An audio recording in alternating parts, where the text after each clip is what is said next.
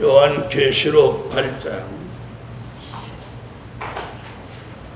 일곱째 인을 떼실 때에 하늘이 반시 동안쯤 고요하더니 내가 봄에 하나님 앞에 시위한 일곱 천사가 있어 일곱 나팔을 받았더라. 8장은 요한계시록 8장 제목은 재난이 일어나는 시기를 알려주는 것입니다. 재난이 일어나는 시기. 이 재난이 일어나는 그 중심에는 요한계시록 6장 3절로 4절에 나온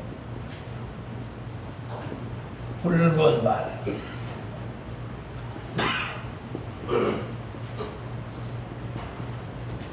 사회주의 혁명운동을 하러 나온 말이 이제 본격적으로 8장에 와서 활동을 합니다. 스가랴 선지는 스가랴 6장 1절로 3절에 그 말을 홍마라고 했어요. 홍마.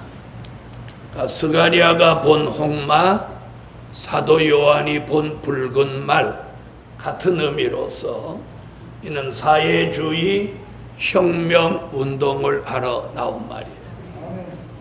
이 6장의 붉은 말이 8장에 와서 이제 본격적으로 활동을 하므로 무슨 일이 벌어지냐면 재난과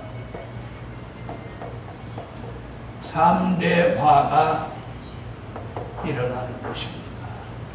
재난과 3대 화.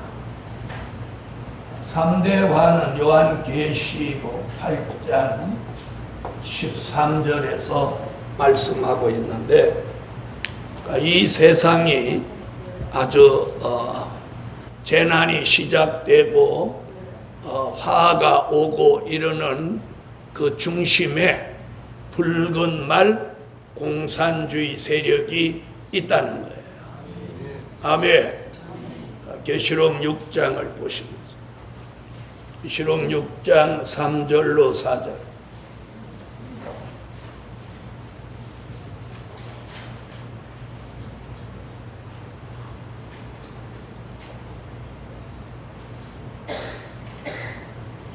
읽으세요.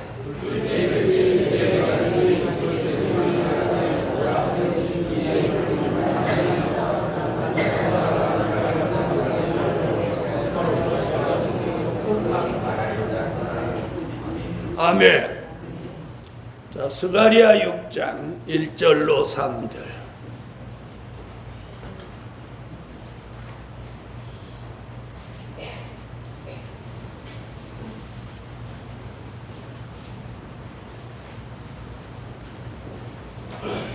찾으셨으면 읽어주세요.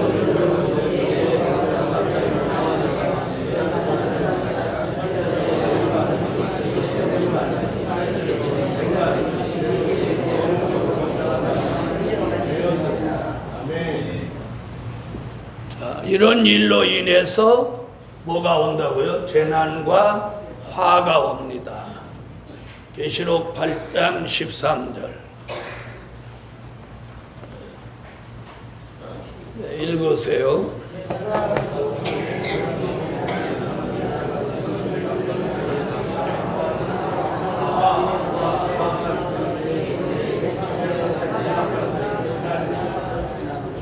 아멘.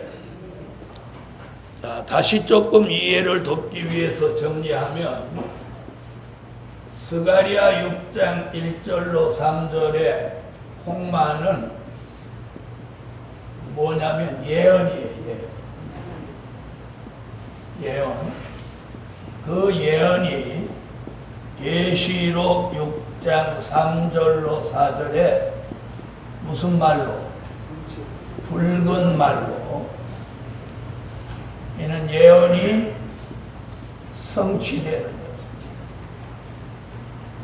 그 붉은 말이 계시록 8장 7절에 가서 뭘 일으키냐면 사회주의 혁명을 일으키는 거예요. 아멘. 자, 이것이 뭐냐? 결과예요, 결과. 그래서 예언, 성취, 결과.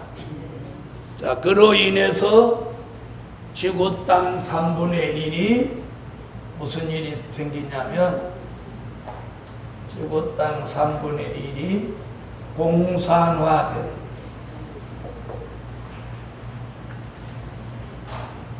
자, 이것이 재난이 일어나는 시기를 알리는 거예요. 아멘.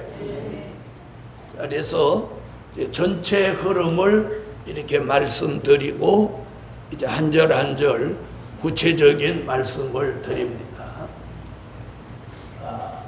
스가랴 6장은 홍마가 등장한다는 예언. 그 예언이 계시록 6장 3절로 4절에 와서 성취되면서 누가 나와? 붉은 말이 나와. 그 붉은 말이 나와서 8장 7절에 가서 첫째 나팔을 불면서 사회주의 혁명 운동을 일으킴으로 지구 땅 3분의 1이 공산화된다. 이것이 요한계시록 8장의 전체적인 흐름이에요. 그 결말이 이 땅에 뭘 가져와? 재난과 3대 화를 가져온다. 아멘.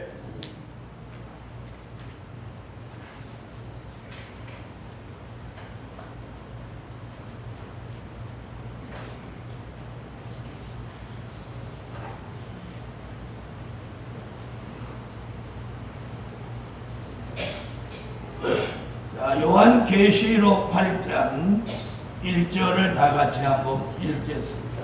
1절. 1절 읽어주세요.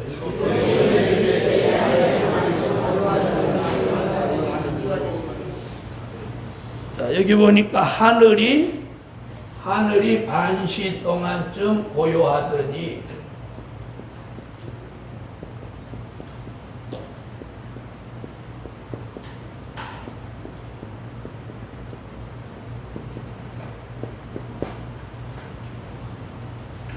자, 이것은 무슨 말이냐면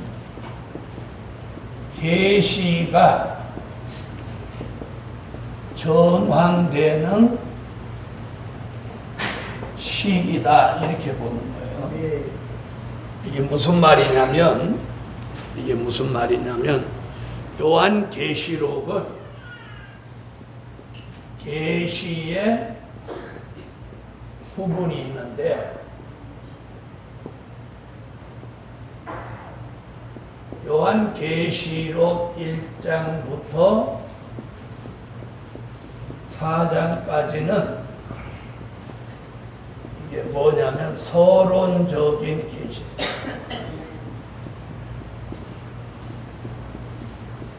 무슨 계시? 서론적인 계시. 자, 이것이 굉장히 중요한 얘기죠. 그럼 계시록 5장부터 7장까지는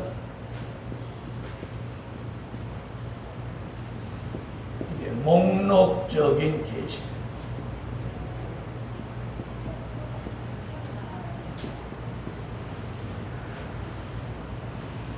그 다음에 계시록 8장부터 14장까지는 이게 본론적인 계시.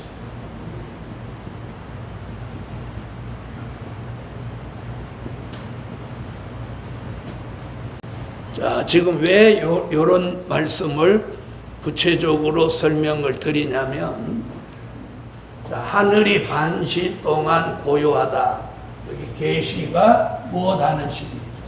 전환되는 시기다. 잠시 어떤 아무 일도 없이 반시중환쯤 가만히 있다. 이 말은 자, 7장에서 지금 몇 장으로 넘어왔어요? 8장으로 넘어왔죠? 그러면 7장까지는 무슨 계시였어요? 네? 목록적인 계시였죠. 그럼 8장은 본론적인 계시라.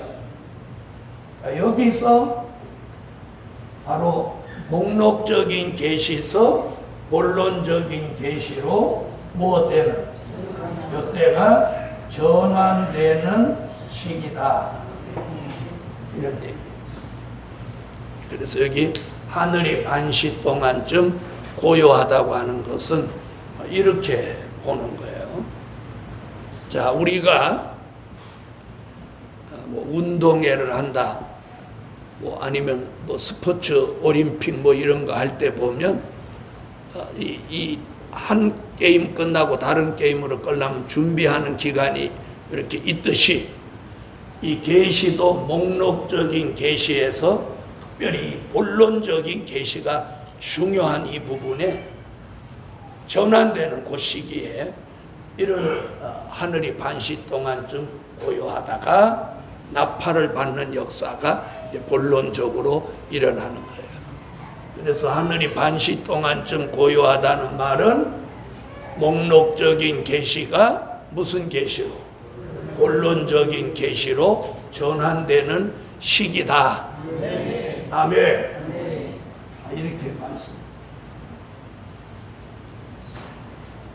그 다음에 2절을 읽어주세요. 8장 2절.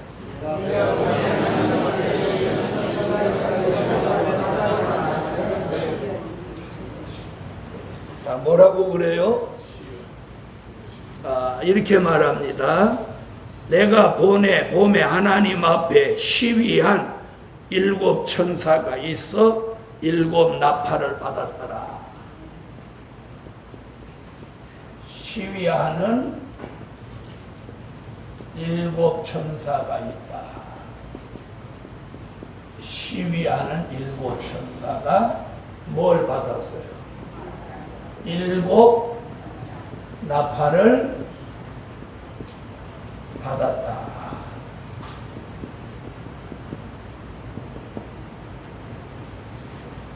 자, 시위하는 7 천사라는 말은 요한계시록 5장 11절, 다니엘서 7장 10절 이 두 곳을 이제 참고해 보겠습니다.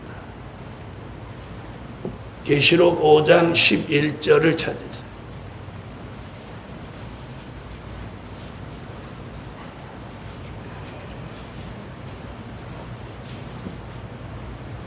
말씀을 찾으셔야 돼요. 안 찾으시면 별 의미도 없고 재미도 없어요.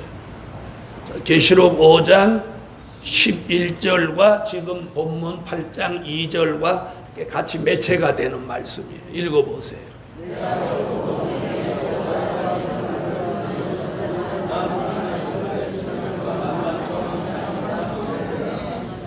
아멘. 자, 그 천사 얘기 나오죠? 뭐라고 그래요?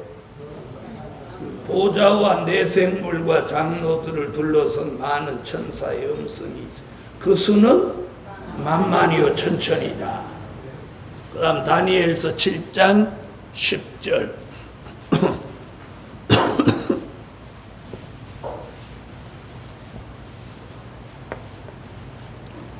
찾으셨으면 읽으세요.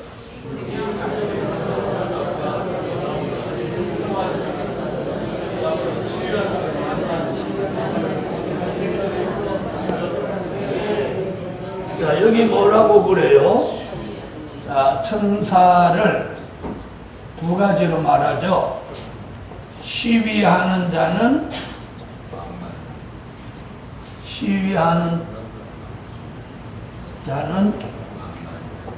만만이다. 수종드는 자는 천천히다.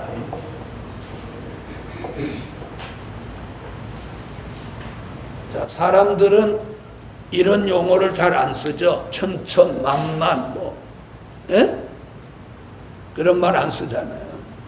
여기서 시위한다는 거와 수종 든다는 건 어떤 차이냐면, 수종 든다는 건 비무장, 시위한다는 건 무장. 이렇게 보십니다. 그럼 지금 계시록 8장 2절에서는 수종 드는 얘기 나왔어요? 시위하는 얘기 나왔어요? 시위하는 얘기 나왔죠? 그러면 다니엘서 7장 10절을 보면 여기 계시록 8장 2절에 시위하는 일곱 천사라는 말은 뭘 말하는 거예요? 여기서 말하는 만만, 무장한 천사다, 이렇게 볼 수 있는데, 그 천사의 수가 만만이라는 거예요. 그 중에 지금 대표로 몇 천사가 등장하는 거예요? 예? 일곱 천사가 지금 대표로 등장하는 거예요. 시위하는 천사 만만 중에 일곱이 특별히 선택받아서 지금 계시록 8장 2절에 지금 등장했어요. 이들에게 무슨 일이 지금 일어났어요? 한 천사 앞에 하나씩 나팔을 하나씩 다 주었어요. 아멘. 그래서 일곱 나팔을 받았다. 자, 여기서 이제 굉장히 중요한 것이 뭐냐면, 요한 계시록에서는 일곱 이야기가 참 많이 나와요. 그래서 1장 20절에 보면 일곱 별, 일곱 교회. 계시록 4장 5장에 보면 일곱 영. 또 6장에 와서 일곱 인. 그리고 지금 8장에 와서 일곱 나팔. 또 일곱 천사. 16장에 가면 진노의 일곱 대접 재앙. 이렇게 일곱 얘기들이 쭉 나오는 중에 오늘은 무슨 일곱 천사가 일곱 나팔을 받았다. 그래서 일곱인 이렇게 말하면 이는 뭘 뜻한 거냐면 말세의 징조를 알리는 거죠. 그래서 일곱인은 말세의 징조를 알리는 것이고, 일곱 나팔은 말세의 시기를 알린다. 그래서 일곱 인을 통해서 말세의 징조를 깨닫고, 일곱 나팔을 통해서 말세의 시기를 알리는 것입니다. 아멘. 이것이 이제 나팔의 중요성이에요. 그래서 8장에 나팔 불기 시작하면서 계시가 뭘로 전환돼? 목록적인 계시에서 본론적인 계시로 이 계시가 전환되는 거예요. 아멘. 그래서 이제 말세의 시기를 나팔로 알리는데, 나팔 불면서 여러 가지 역사가 일어나는 겁니다. 무슨 역사가? 말세의 시기를 알리는 역사가 나팔 불며 일어난다는 겁니다. 아멘.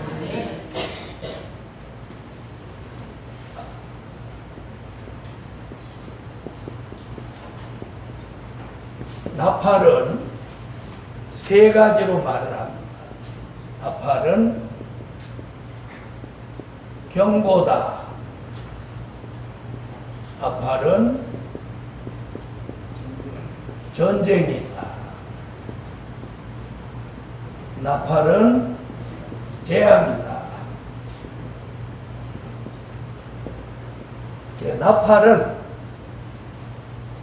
나팔이 뭐냐? 이렇게 질문한다면, 일곱 나팔은 뭘 알리는 거고, 말세의 시기를 알리는 것이고, 나팔은 경고의 나팔, 전쟁의 나팔, 재앙을 알리는 나팔이다. 이렇게 말할 수 있습니다. 자, 나팔이 경고라고 하는 것은 무슨 경고를 말하느냐면 주의 재림을 알리는 나팔. 다시 말하면 주의 재림을 알리는 경고다. 그러니까 주님이 어느 날 갑자기 오시는 게 아니라 이 나팔 불며 주의 재림을 알린다는 거예요. 할렐루야. 그래서 성경에서는 여러 곳에서 나팔 불고 주님 오신다는 말씀들을 해요. 마태복음 24장 30절로 31절에도 고린도전서 15장 51절로 54절에 데살로니가전서 4장 16절로 17절에도 나팔 불고 주님 오시는 걸 말씀해요. 그리고 사도 요한은 요한계시록 9장 1절로 6절에서 주의 재림은 5번째 나팔 불고 주님이 오신다라고 그 시기를 말하고 있어요. 자, 마태복음 24장을 한번 찾으시죠. 마태복음 24장 30절로 31절.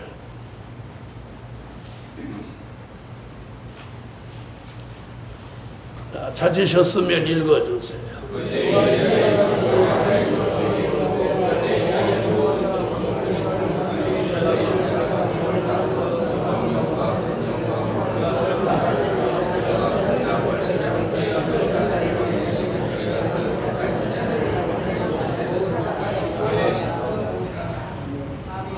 자, 뭐 불면서?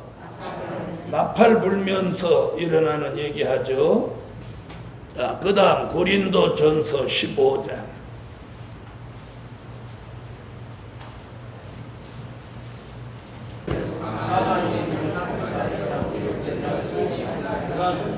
아멘. 자, 거기도 뭐라고 그랬어요? 마지막 나팔이라고 하죠. 마지막 나팔. 그럼 데살로니가 전서 4장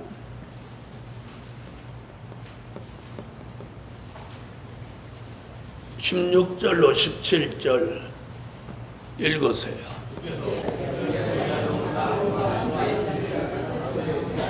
아멘. 자, 여기도 나팔 불고 공중에 주님 오신다고 말씀하죠. 자, 사도 요한은 그 나팔을 계시록 9장 1절로 6절에서 마지막 나팔을 5번째 나팔 불고 주님 오신다라고. 9장.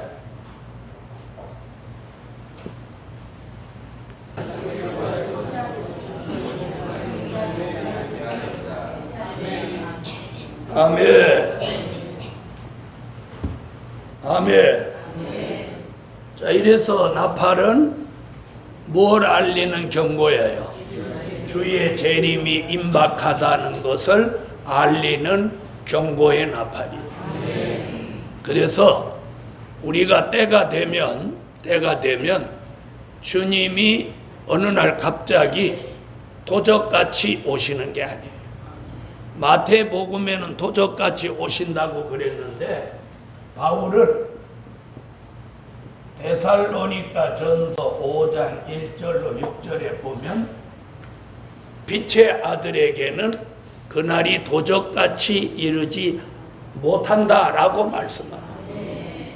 데살로니가 전서 5장을 찾으세요.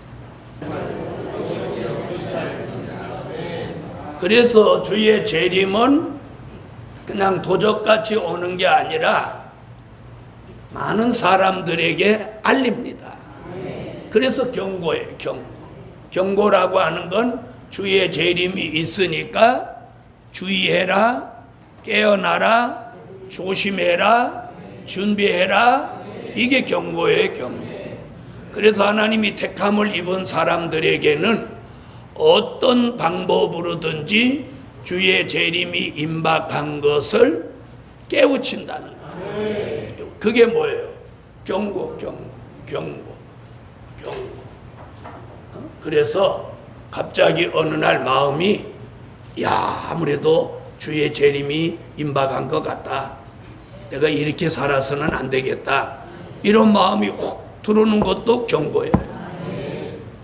그 다음에 이런 말씀을 들으면서 내 영혼이 깨닫고 분별이 서서 내가 말씀을 좀 더 깊이 알고 다가오는 미래를 준비하는 삶을 살아야 하겠구나.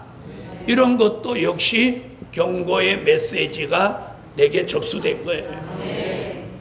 또 어떤 사람에게는 갑자기 꿈을 꿨는데 막 주님이 지상에 강림하고 세상을 심판하고 막 이러는 꿈을 갑자기 꾸면서 정신이 번쩍 드는 거예요. 이것도 경고예요. 경고. 아멘. 또 어떤 사람은 갑자기 잘 살고 있는데 어느 날 막 환란이 들이닥치면서 정신을 못 차리게 해서 막 기도하게 하고 회개하게 하고 이것도 역시 경고예요. 아멘.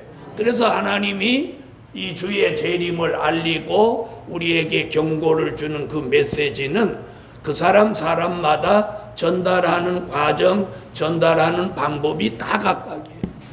어떤 사람은 꿈으로, 어떤 사람은 갑자기 감동으로, 어떤 사람은 말씀으로, 어떤 사람은 주변에 어떤 사람이 일어나는 현상을 보고 깜짝 놀라서 정신이 돌아오는 이런 일도 있게 되는 거예요. 그래서 택함을 입은 사람은 주의 재림을 반드시 무엇 해준다? 경고해 주는 거예요. 경고라고 하는 건 미리 알려주는 거예요. 그래서 성경은 두 가지로 말하고 있어요. 도적같이 오신다고도 하고 도적같이 오시지 않는다고도 해요. 그럼 두 가지가 다 맞는 말이에요. 무슨 말인지 아세요? 다시 말하면 뜻이 없는 사람에게는 도적같이 오셔요. 준비할 수 없도록. 그러나 뜻이 있는 사람한테는 도적같이 오시지 않아요. 그래서 마태복음 24장에는 뜻이 없는 사람에는 그날과 그 신을 아무도 모르고 아들도 모르고 천사도 모른다 이렇게 표현해요. 그런데 아까 사도 바울은 뭐라고 하죠? 데살로니가 전서 5장 1절로 6절에 빛의 아들은 그날이 도적같이 이르지 못하나니 이는 빛의 아들이기 때문이요 낮의 아들이기 때문이요 그들이 자지 않고 깨어있기 때문이다. 이렇게 말하고 있어요. 그러니까 우리 시대에 그 말씀이 다 틀린 게 아니라 두 가지가 다 맞는 거예요. 그러니까 어떤 사람은 마태복음 24장 같이 전혀 모르는 사이에 들이닥치는 일이 생기기도 하고 어떤 사람은 데살로니가 전서 5장 같이 준비할 수 있도록 깨우치고 경고해 주는 거예요. 할렐루야. 그러므로 깨우쳐 주고 경고해 주는 게 은혜고 축복입니다. 은혜고 축복입니다. 자, 그 다음에 나팔은 뭘 알리는지 전쟁을 알려. 이 전쟁은 무슨 전쟁이냐면 유프라데에서 일어나는 전쟁입니다. 이 전쟁을 다른 쪽으로 말하면 중동 전쟁이라고도 하고 또 세계 3차 전쟁이라고도 합니다. 아멘. 그래서 이 전쟁도 이사야 11장 15절에 보면 이 전쟁도 어느 날 가만히 일어나는 게 아니라 나팔 불고 일어나는 거예요. 자, 이사야 11장 15절을 찾겠습니다.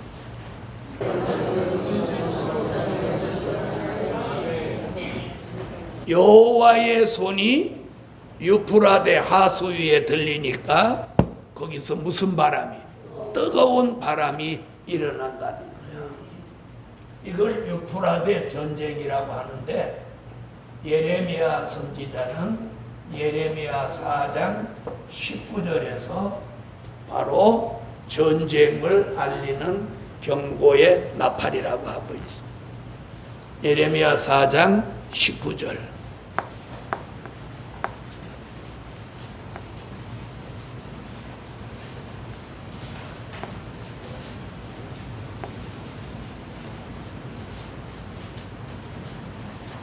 예레미야 4장 19절 읽으세요.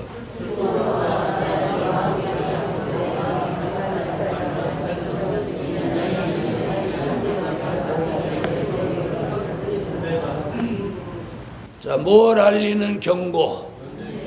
전쟁을 알리는 나팔의 경고가 있다. 그래서 나팔은 전쟁이다. 자, 이 전쟁의 나팔을 사도 요한은 요한계시록 9장 13절로 19절에서 6번째 나팔 불고 이 유프라데 전쟁이 일어난다고 말하고 있습니다. 계시록 9장 13절로 19절.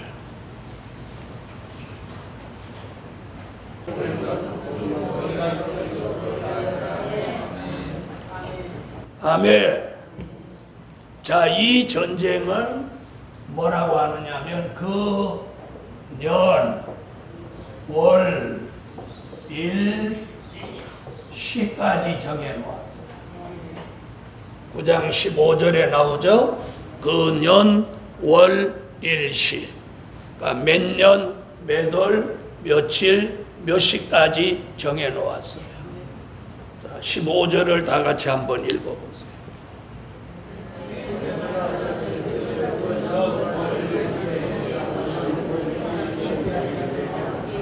자, 이 전쟁에서는 뭐라고 그래? 사람, 이 지구에 숨쉬고 있는 생존에 있는 사람 3분의 1이 죽는 전쟁이에요. 3분의 1이 죽는. 자, 이런 무서운 전쟁이 나팔 불고 일어나는데, 이 나팔은 몇 번째? 6번째. 재림을 알리는 경고의 나팔은 5번째. 전쟁을 알리는 나팔은 6번째. 아멘. 자, 그 다음에 나팔은 뭐다? 재앙이다. 자, 재앙은 무슨 말이냐면 이게 산자의 심판하는 재앙. 산자를 심판하는 재앙. 자, 이는 예레미야 6장 1절, 계시록 15장 1절, 계시록 16장 1절에서 계속해서 재앙을 말합니다.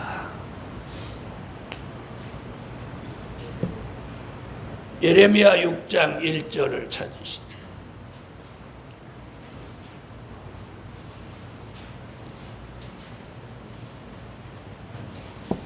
예레미야 6장 1절.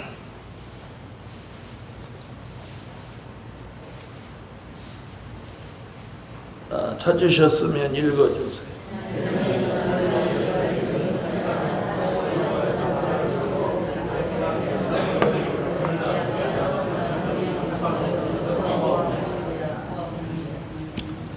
자, 나팔 불고 무엇 온다고? 재앙. 그 다음에 계시록 15장 1절.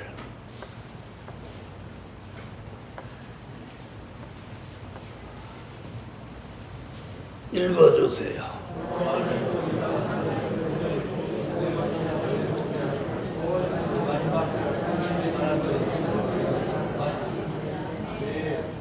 자, 무슨 재앙이래요? 마치는 마지막 재앙. 16장 1절.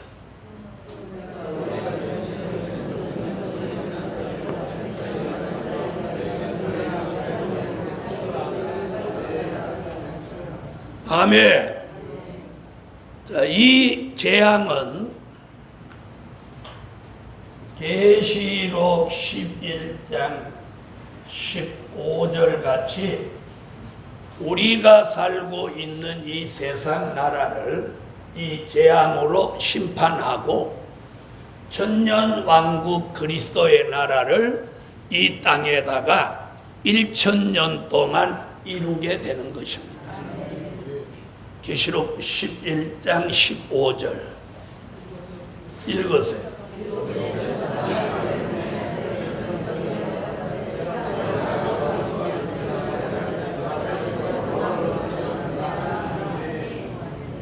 아멘. 자, 이 나팔이 몇 번째예요? 7번째죠. 그래서 자, 여기 주목해 보세요. 경고의 나팔은 주의 재림을 알리는 경고의 나팔은 5번째 나팔. 전쟁을 알리는 나팔은 6번째 나팔. 재앙을 알리고 천년 왕국이 온다는 예언을 이루는 나팔은 7번째 나팔.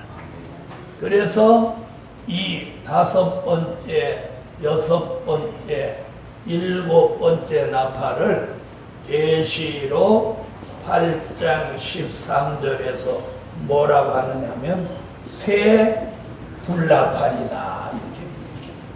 새 불나팔. 자, 다 같이 계시록 8장 13절을 찾아보세요. 새 불나팔이다.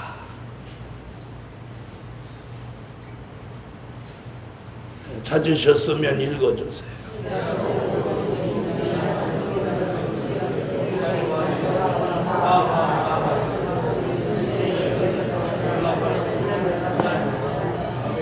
아멘. 그래서 새 불나팔은 곧 뭐라고 그랬느냐면 3대 화라고 합니다. 그래서 5째 나팔이 첫째 화, 6째 나팔이 둘째 화, 7째 나팔이 셋째 화. 이래서 새 불나팔은 곧 뭐라고요? 3대 화입니다. 황충이로 오는 화, 전쟁으로 오는 화, 재앙으로 오는 화. 이 세 가지를 이름하여 무슨 화라고? 3대 화라고 합니다. 아멘. 이래서 이제 8장이 본론적인 계시에 들어온 거예요. 무슨 계시에서? 예?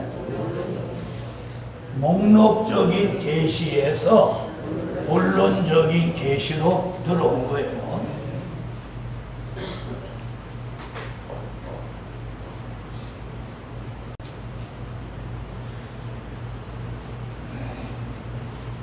자, 그 다음에 8장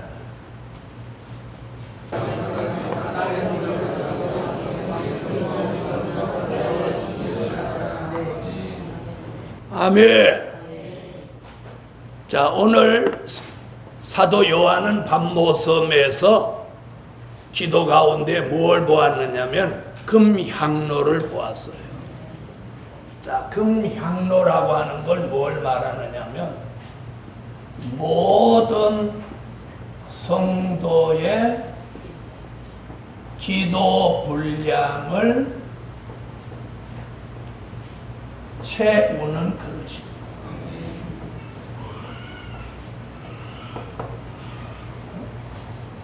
금향로가 뭐냐? 이 금향로에 대한 정의를 내리면 모든 성도의 기도 분량을 채우는 그릇. 그러니까 개인이 아니고 단체적으로 기도 분량을 채운다. 단체적으로. 그걸 하나님 보좌 앞에 뭘로? 금향로로 보았어요. 자, 그러면 요한계시록 5장 8절을 참고하면 여기는 금대접이 나옵니다. 자, 금향로와 금대접의 차이. 금향로는 더 크고 금대접은 적죠. 규격으로 봐도. 그렇죠? 근데 금향로는 단체적으로 기도 분량을 채우는 그릇이라면 금대접은 뭘 말합니까?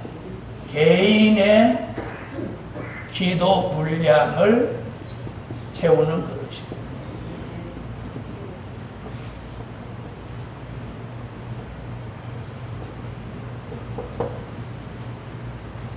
그러면 금대접은 개인에게 하나씩 다 있어요, 없어요? 다 있습니다. 바로 우리 기도가 이 금대접의 기도의 향이 채워져야 돼. 계시록 5장 8절을 찾으세요. 계시록 5장 8절.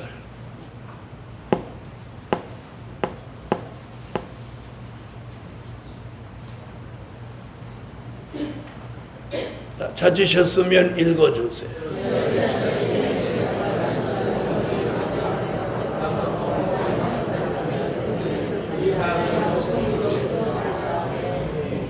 아멘.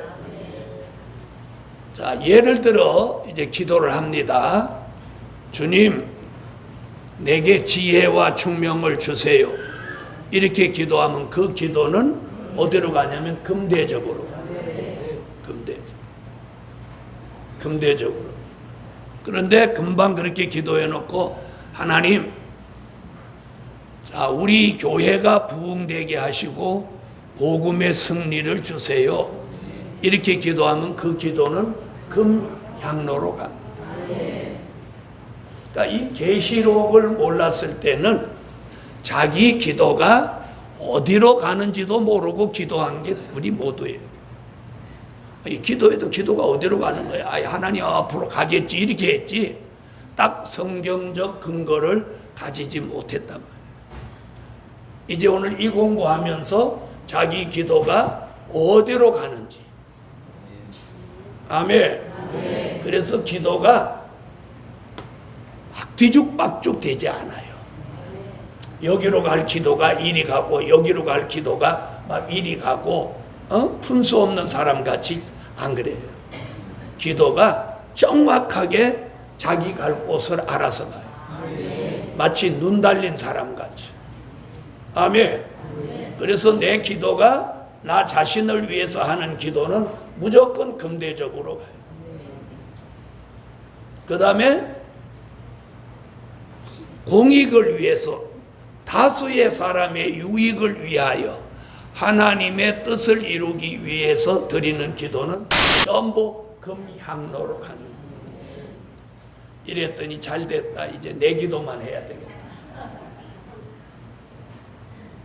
자, 그런데 금향로에도 자기가 채워야 될 자기 몫의 기도가 있어요. 기도가 있어요. 그래서 하나님이 어떤 방법으로도 그 몫의 기도를 여기 채우도록 하셔요. 그러니까 여기 기도는 다 채워졌는데 여기 기도가 안 채워졌을 때는 기도를 시작만 하면 기도를 하나님이 오늘은 내 기도 좀 해야 되겠다 이렇게 하는데 막상 기도를 시작하면 하나님이 그 사람의 생각과 마음을 바꾸어서 엉뚱한 기도가 막 나오게 하는 거예요. 그런 것을 뭐라고 하느냐? 기도를 시키신다고 하는. 기도를 어떻게? 시키신다는 거예요. 기도를 시키. 그런 기도를 하나님이 원하시는 거예요. 그래서 우리가 기도를 어떻게 해야 되느냐? 예수님도 겟세마네 동산에서 뭐라고 기도하셨어요?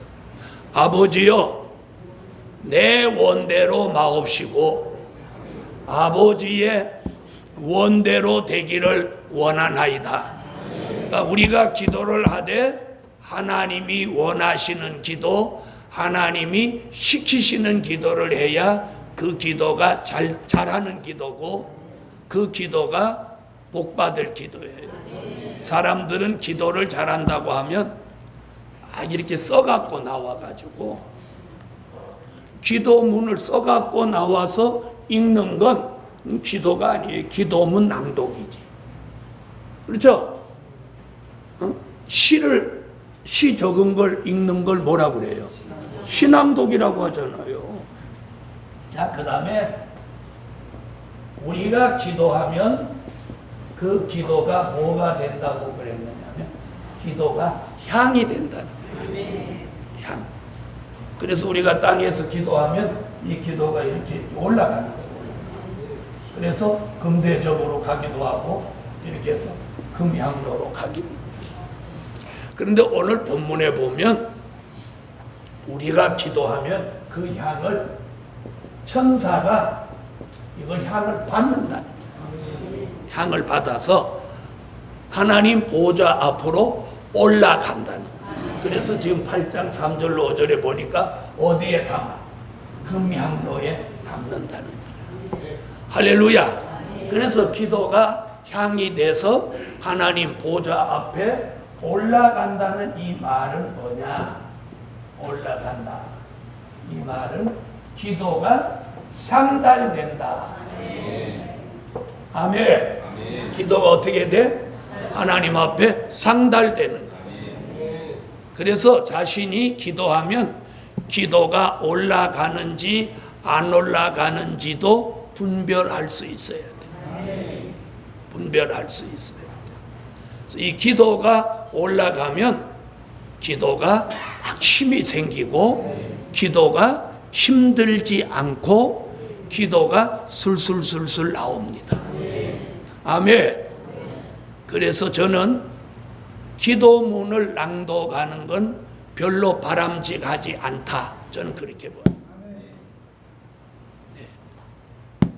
무슨 예를 들어서 무슨 대회를 한다. 그럴 때는 기도문 낭독도 괜찮지만 예배에는 꼭 기도를 드려야 된다. 써서 낭독하지 않고. 아멘. 저희 교회에서도 이렇게 돌아가며 기도를 한번 시켜봤더니 낭독하는 분들이 가끔 계시더라고요. 네, 벌써 뭐 보면 하냐면 이 기도 소리를 들어보면 기도를 드리는 거하고 읽는 거하고는 억양이 달라요. 그러잖아요. 억양이 다르잖아요. 눈 감고 주님 이렇게 해주시면 감사하겠습니다 이렇게 하는 거하고 주님 이거 해주시면 감사하겠습니다 이렇게 하는 거 다르죠? 네. 그래서 기도는 오늘 상달되는 기도, 올라가는 기도를 해야 된다. 그 다음에 중요한 건 뭐냐? 분량이 차도록 해야 돼. 기도 분량이 채워졌어. 분량이 차도록 해야 돼. 근데 우리는 이제 특히나 한국 사람은 성격이 급해가지고 밤에 기도하고 아침에 이루어지기를 바래요. 에? 기도하자마자 돌아서서 야, 안 이루어졌냐? 그게 이제 어디 나오냐면 엘리야가 비를 내리게 할 때 그렇게 했어요. 무릎 사이에다가 머리를 담고 기도하고 시종한테 야, 저 바다 쪽에 뭐가 보이는지 봐라. 주여 비를 내리소서요 와요. 그래놓고 뭐가 보이냐? 안 보이는데요. 그러니까 또 막 기도를 하고 또 보이냐? 안 보이는데요. 또 막 기도하고 보이냐? 안 보이는 몇 번? 7번을 그렇게 합니다. 그러니까 이게 엘리야 시대 때부터 내려온 거라서 우리도 기도 좀 해놓고 야 이루어졌냐? 그랬더니 엘리야가 몇 번째? 7번 기도를 마치고 나니까 시종이 뭐라 그래요? 저 바다 쪽에 어린아이 손바닥만한 구름이 떴습니다. 그래? 할렐루야 됐다. 그 손바닥만한 구름이 하늘을 덮더니 소나기를 내려갔다 붓는 거예요. 할렐루야. 그 기도가 그럼 왜 7번이나 했냐? 이게 분량 채우는 거예요. 엘리야 같이 기도만 하면 역사가 일어나는 정도 7번을 채울 때 3년 6개월 동안 가물었던 땅에 비가 내렸어요. 그래서 오늘 여기 계시록에서도 5장 8절이나 8장 3절 5절에서도 우리 모두 기도를 분량 차도록 하라는 거예요. 분량 차도록. 아멘. 분량 차도록. 그래서 밥을 먹는 거나 기도하는 거나 한 번에 끝을 내려면 안 돼요. 애가 빨리 안 큰다고 빨리 키우려고 3대 독자한테 하루 종일 밥을 먹였어. 그럼 어찌 되겠어요? 그놈이 크겠어요? 죽겠어요? 죽죠? 기도도 벼락치기 기도를 하려고 하면 안 되는 거예요. 그런데 기도도 한 번에 막 다 한다고 그 분량 채우는 거 아니에요. 그래서 어떤 사람은 기도를 소나기 기도라고 해요. 한 달 쉬었다가 며칠 만에 막 한 달 분량을 막 채우려고 해요. 그러면 어떤 사태가 벌어지냐면 기도하다가 질려 번지는 거예요. 무슨 말인지 아세요? 그럼 기도가 질리잖아요. 하다가 막 질려. 그럼 또 안 하게 되는 거야. 그러니까 기도는 자기한테 맞춰가지고 지루하지도 않고 질리지도 않고 재밌을 만큼만 하시라. 네? 그래서 기도가 상달되게 하자. 그래서 기도가 이 금향로에 지금 다 채워지니까 무슨 일이 벌어지냐면 천사가 금향로에 담겨져 있는 불을 땅에 쏟는다고. 자, 5절을 읽어보세요. 그런 말 나오나 안 나오나? 천사가 향로를 가지고 불에 불을 담아 사람의 손에 손과 손과 옮겨와 거기 나오죠? 자, 한번 보세요. 여기 신기한 얘기들이 많은 게 금대접 이야기가 계시록 5장 8절에서는 무엇 담기는? 기도가 담기는 그릇이었어요. 그랬죠? 그런데 이 금대접이 계시록 16장에 가면 이 금대접에 뭐가 담겼냐면 재앙이 담깁니다. 뭐가 담겨요? 16장에 가면 이 기도가 담겼던 금대접이 재앙이 담겨요. 자, 그럼 16장으로 한번 와보세요.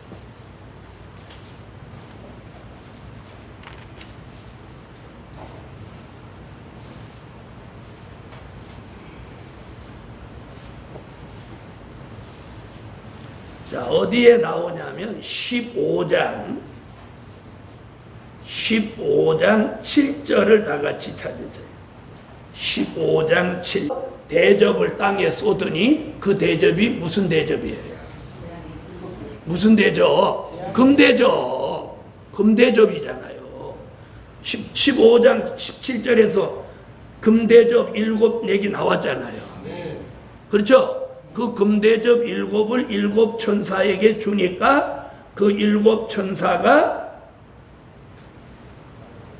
16장에 가서 그 대접을 하나씩 쏟는단 말이에요. 그렇죠?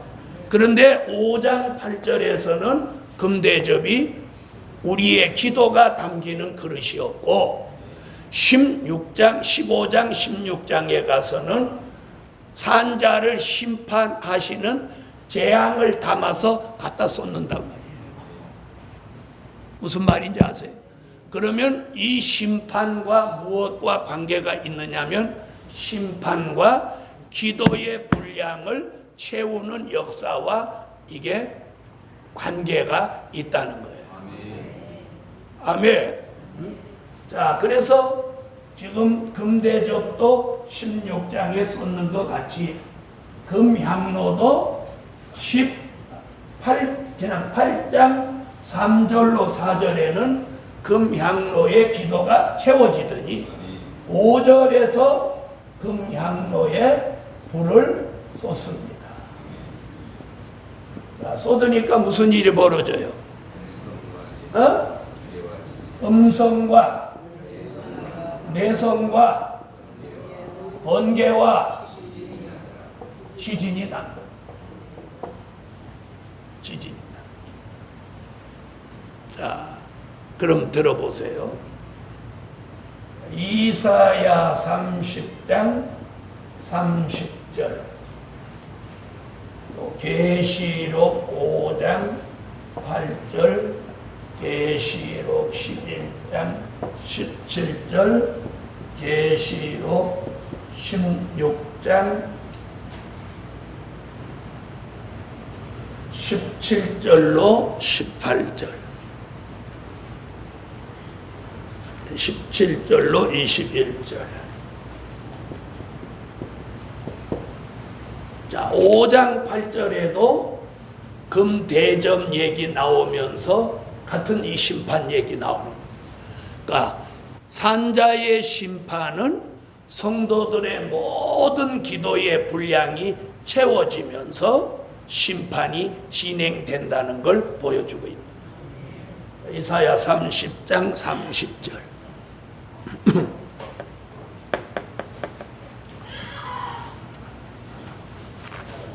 자, 이사야도 이렇게 심판하시는 역사를 함께 말씀했어요. 계시록 5장 8절.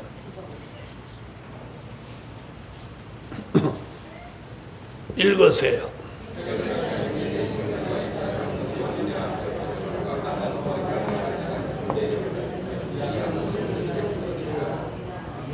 거기 무슨 얘기 나와요? 번개와 음성과 지진 얘기 나와요? 자, 그 다음에 11절.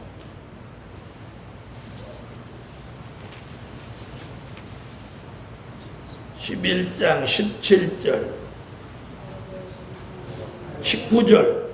19절.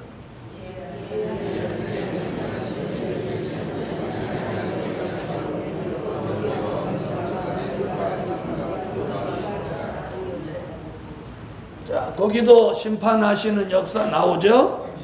자, 이번 16장.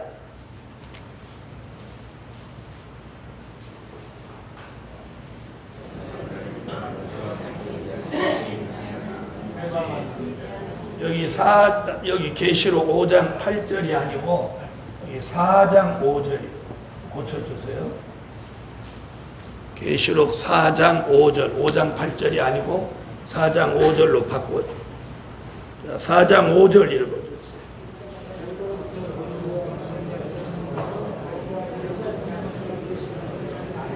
자, 거기 나오죠? 번개와 음성과 내성. 이는 다 뭘 말하느냐면 산자를 심판하는 역사예요. 그러니까 이사야 30장 30절, 계시록 4장 5절, 11장 19절은 어디를 이루는 거예요?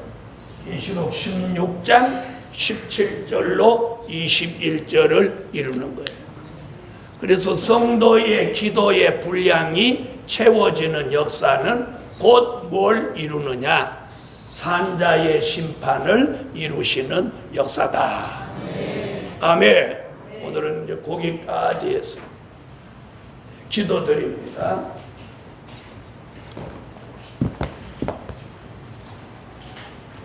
네, 감사 예물을 넣습니다. 감사 예물, 감사 예물, 감사 예물.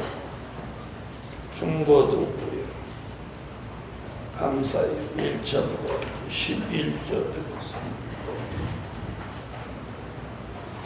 기도드립니다. 전능하신 주님, 고맙고 감사합니다.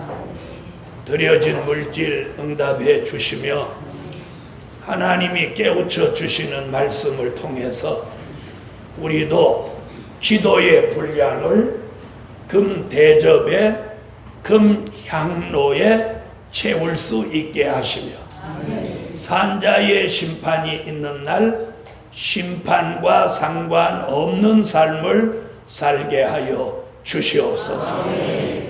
드려진 물질 특별히 응답해 주옵소서.